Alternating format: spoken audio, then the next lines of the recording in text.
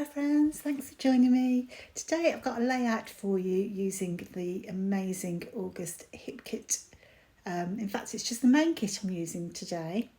And I'm going to create a nice summary layout with the main kit. I should state I've actually made 5 layouts already with this kit. So when I realised I had to make just a main kit only layout, I was having a bit of a panic because I know I'd already made so many layouts. But thankfully the kits are huge, aren't they? So I still have plenty of leftovers, even for 1 or 2 more. So just goes to show you how much is in the kits each month. So I'm having a bit of a paper tearing session today. I'm just loving the texture that paper tearing creates. I think it's just one of those things that go maybe a bit in and out of fashion. But for me at the moment, I am absolutely loving torn paper and those curly edges that you get. So I do have the main kit, as I say. And as I mentioned, I do have already used lots of it. So I'm using some bits and pieces of leftover pattern papers. And what you saw me do there, I'd recently bought a duvet and it came with like a ribbon and a tag. But the tag was a perfect size and really chunky cardboard. So what I've done is I've kept the tag. In fact, I kept the ribbon as well. And I'm using that as a template. So, if you don't have a die cutting machine, and I've got a die cutting machine, I've got loads of tag dies, but sometimes it's just a bit of hassle to get it out. Just for a few simple tags. So that's my top tip, is to save some packaging. You could go and create a tag if you don't have a decent sized tag, but it's just a really quick and easy way to to add a bit of interest to your page. So I've got a couple of 3x4 photographs there from a holiday. It must be quite a few years ago, 2014, so going back a few years. And obviously the kit is perfect for a summer holiday. We were in Menorca in the Balearic Islands, one of our favourite places to travel as a family. It was perfect for when the kids were little. So I'm going with a couple of tags. So you've seen me hand cut those tags from the pattern papers. If you get the Pocket Life kit, you'll find there's loads of tags in there in the die cut pack, but as I say, I've just cut mine out of the pattern paper.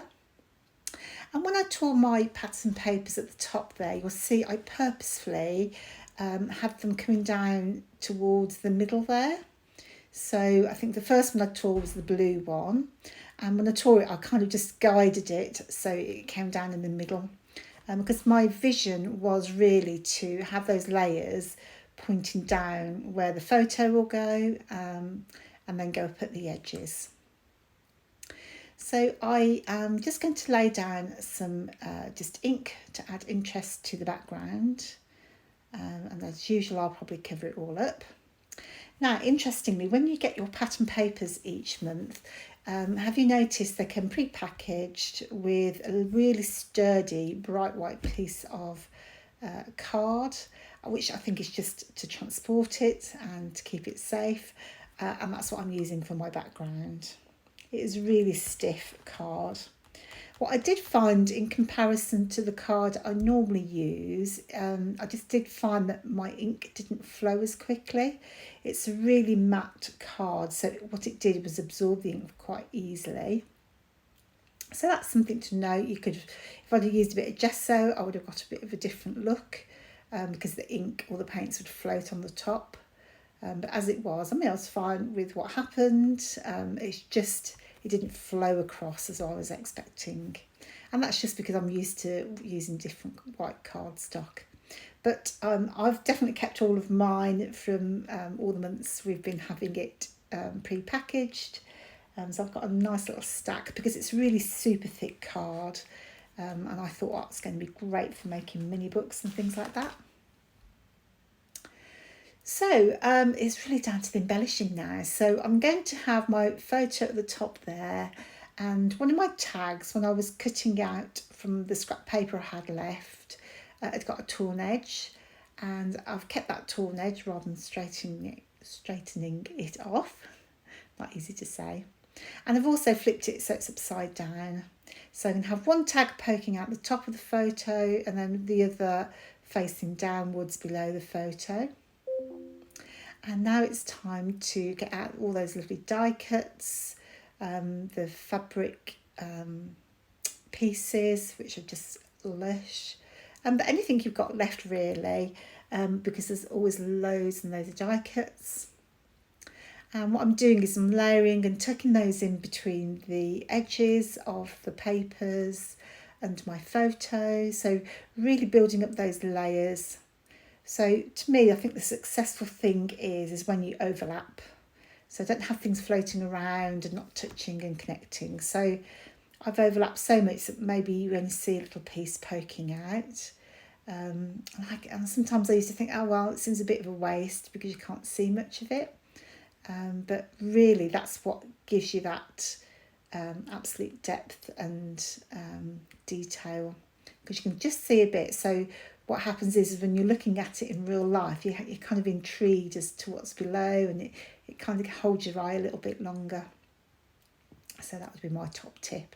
And I'm just using whatever bits and pieces are in that die cut pack that go with my story. So we're not actually at the beach here. There's I don't know if you've been to Menorca, but there's on the main road between the new capital and the old capital. I don't even know what road that is. There's a place called Castillo Menorca, and it's actually shopping.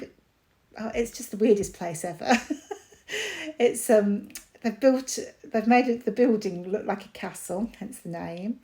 And I think they sell fancy ornaments and leather goods, which I've never bought anything there.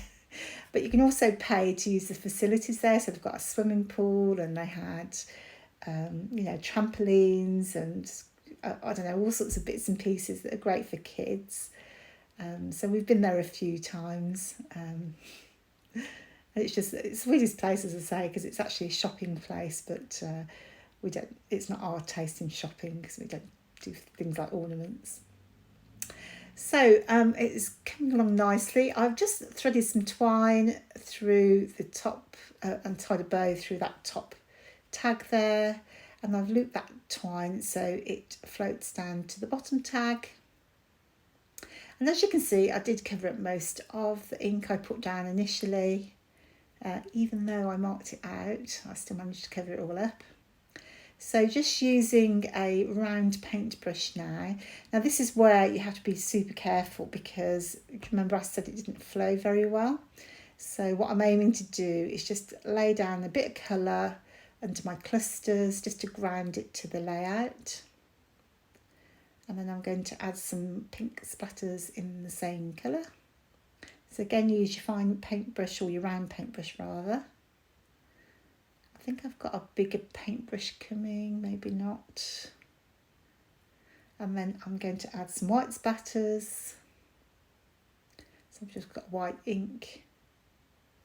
But you could water down acrylic, gesso to get the same effect. And that I think, I think about that's about it. So I think I've got everything on camera. I'm going to leave you with the close-ups. I love how it turned out. I'm really loving that torn paper feel. And I was really shocked myself as to how many layouts I've had out of this month's kit. Very, very impressive.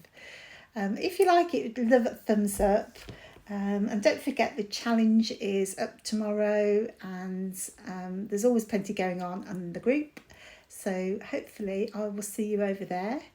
And my name is Morag, and my channel can be found in the link below, and I'll leave links to the kits too. So thanks for joining me, and I'll see you on the next one. Bye now.